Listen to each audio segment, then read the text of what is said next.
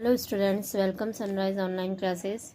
Now dear students, आज हम new lesson start कर रहे हैं, lesson number 4, business services. Okay, तो यहाँ हम पहले बिजनेस सर्विसेज स्टार्ट करने से पहले कुछ टर्म्स देख लेते हैं, ठीक है ना, कि गुड्स और सर्विसेज होती क्या हैं। तो पहले हम जनरल इंट्रोडक्शन लेते हैं और फिर मेन चैप्टर पर आते हैं। ओके, तो गुड्स क्या होता है? जैसे कि एक शॉपकीपर है और एक कस्टमर है, ठीक है। शॉपकीपर कस्टमर को कोई आइटम दे रहा है। ओके, इट मीन्स वो क्या कर रहा है? गुड की सेलिंग कर रहा है। तो इसमें क्या होगा? शॉपकीपर इसको गुड्स देगा और वो उसके बदले में इसको मनी देगा। ओके, तो यहाँ जो गुड्स है हमारा, वो कैसा है? टेंजिबल आइटम है। इट मीन्स हम उसको देख सकते हैं, उसकी एक फिजिकल एग्जिस्टेंस है, हम उसको देख सकते हैं, उसको पकड़ सकते हैं, इट है ना। तो वो चीज़ क्या हो जाती है? हमारी गुड्स। तो उसका प्रेजेंस है यहाँ पर, तो हैविंग फिजिकल एग्जिस्टेंस। तो यहाँ ये जो चीज़ हो गई वो क्या हो गई? बिजनेस हो गया, बट किसका हो गया? गुड्स का बिजनेस हो गया। और गुड्स हम उसको कहते हैं जिसके अंदर उसकी फिजिकल एग्जिस्टेंस होती है। तो अब बात आती है कि सर्विसेज क्या रहेंगी हमारी, है ना। सर्विसेज किसको कहेंगे? तभी हमारा बिजनेस सर्विसेज चैप्टर स्टार्ट हो रहा है। तो बिजनेस सर्विसेज के अंदर क्या होता है कि यहाँ एक बंदा है और एक दूसरा बंदा है, ठीक है ना। जैसे कि एक ये हमारी कंपनी हो गई, ठीक है ना, ये हमारा क्लाइंट हो गया। किसी चीज़ के ऊपर कंसल्टेंस करते हैं, ठीक है, और उसके एवज में क्या होता है? वो फीस लेता है, ठीक है। तो क्या ये एक टेंजिबल प्रोसेस है? देखा जाए तो क्या टेंजिबल हुआ? एक और एग्जांपल ले लेते हैं यहाँ पर, ताकि आपको जस्टिफाई कर सकें। सपोज ये एक डॉक्टर है, ये एक पेशेंट है। ओके, इस पेशेंट को नॉर्मल वो दिखाने गया, उसको फीवर आ रहा था। जस्ट वो वहाँ पर डॉक्टर के पास क्या करने जाता है? कंसल्टेंसी करने जाता है कि डॉक्टर मुझे फीवर आ रहा है, तो मैं क्या करूँ, मुझे जल्दी से ठीक कर दीजिए। तो उसके बदले में क्या करता है? वो एक पैम्पलेट देता है जिसके ऊपर कुछ 4 लाइनें लिखी होती हैं। ओके, और एवज में वो 200, 500, 1000 रुपए वो ले लेता है। क्या वो मेडिसिन देता है? नहीं। तो इट मीन्स उसने तो कोई प्रोडक्ट तो दिया ही नहीं था। तो जो ये एक्टिविटी हुई, क्या उस एक्टिविटी में कुछ टेंजिबल था क्या? नो, यहाँ पर कोई टेंजिबल नहीं थी। हमने वहाँ पर उसका एक कंसल्टेंसी किया और उस कंसल्टेंसी को हमने क्या दिया? सर्विसेज। इट मीन्स डॉक्टर ने अपनी सर्विसेज उस पेशेंट को दी हैं। तो हम सर्विसेज की लैंग्वेज में हम क्या कहेंगे? सर्विसेज क्या होती है? Service is a intangible activities होती हैं जो कि सेटिस्फैक्शन प्रोवाइड करती हैं। वापस रिपीट करती हूँ, सर्विसेज क्या होती हैं? इनटेंजिबल एक्टिविटीज होती हैं जो क्या प्रोवाइड करती हैं? सेटिस्फैक्शन प्रोवाइड करती हैं। जैसे ही पेशेंट ने डॉक्टर के पास गया, डॉक्टर ने उसको फला फला दवाई लिख कर दे दी, तो उससे क्या हो गया? उसको सेटिस्फेक्शन आ गया कि नहीं, अब मैं ये दवा जब मार्केट से खरीदूंगा तो मैं ठीक हो जाऊंगा। हो गया उसको सेटिस्फेक्शन, ठीक है ना।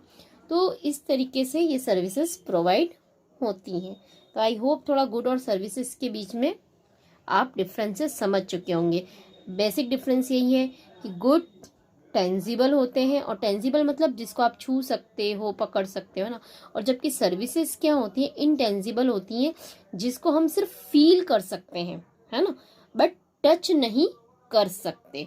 ओके, तो अब सबसे पहले बात करते हैं कि जो मेन टॉपिक आएगा, नेचर ऑफ सर्विसेज, ठीक है।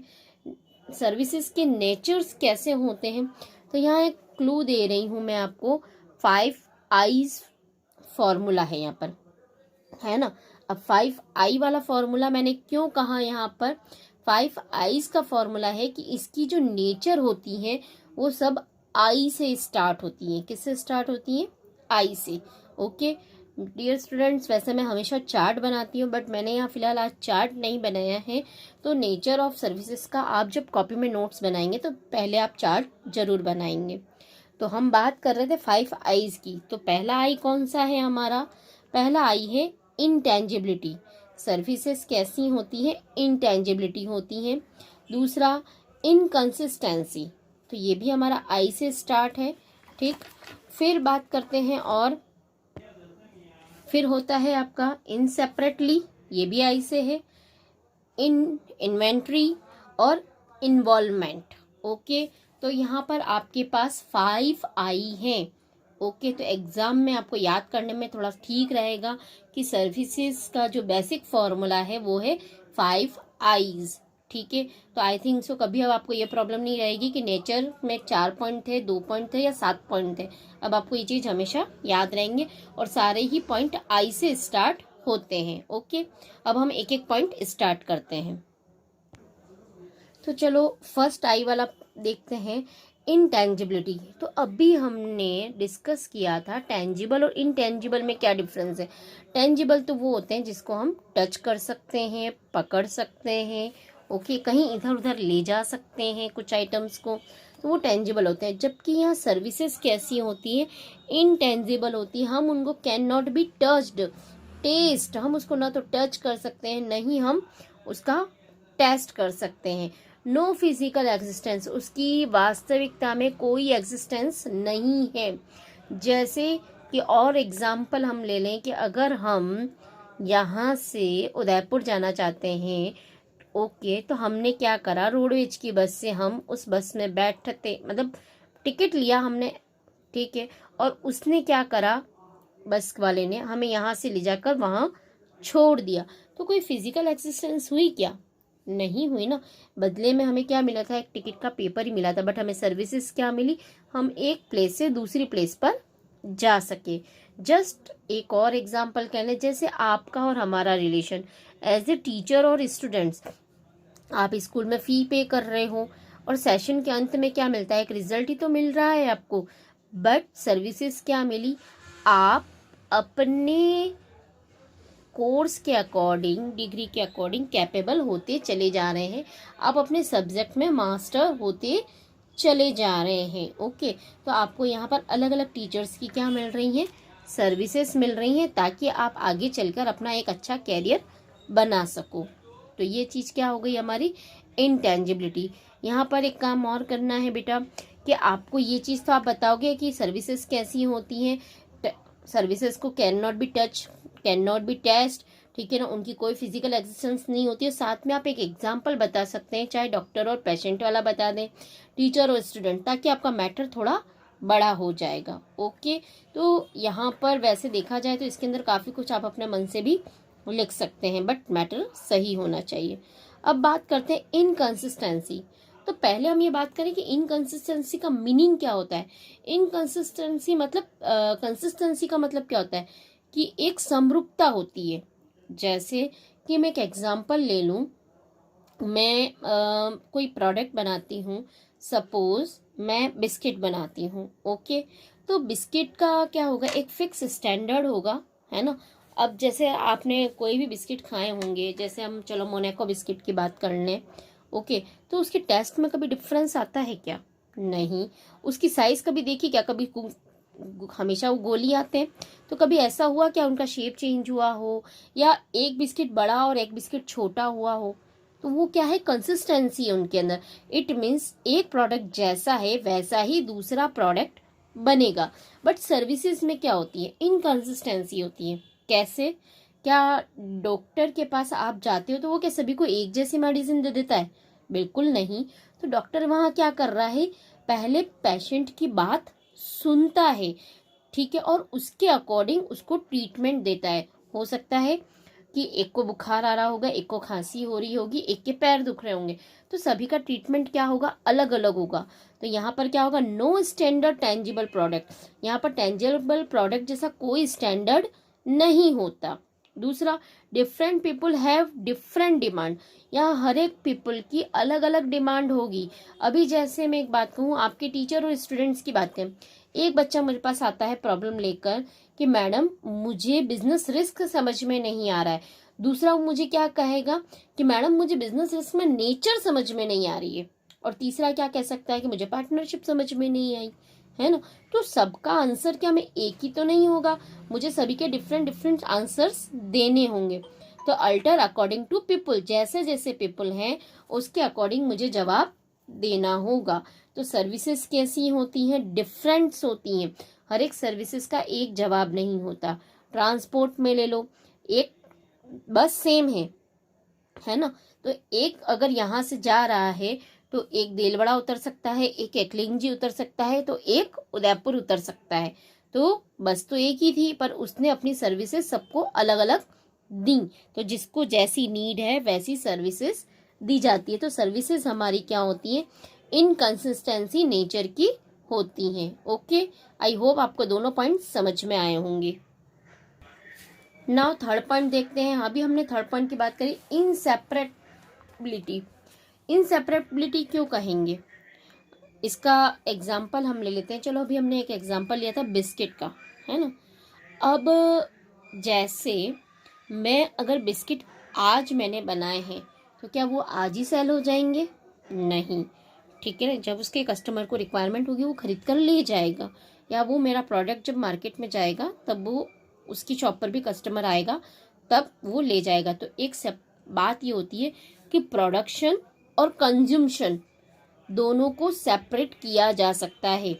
ये ज़रूरी नहीं कि अभी मैंने प्रोडक्शन किया है तो उसका कंज्यूमशन अभी के अभी हो जाए, है ना। गुड्स में क्या होता है, प्रोडक्शन और कंज्यूमशन सेपरेट होते हैं गुड्स के मामले में, बट सर्विसेज के मामले में production and consumption same time पर होता है। अब कैसे सेम टाइम पर होगा, ठीक है, जैसे आप डॉक्टर के पास जाते हैं तो बुखार आ रहा है तो इमीडिएट आपको दवाई लिखेगा। ये थोड़ी ना कहेगा कि आपको बुखार आ रहा है तो मैं 2 दिन बाद सोच के आपको दवाई बताता हूँ, ऐसा तो नहीं कहेगा ना।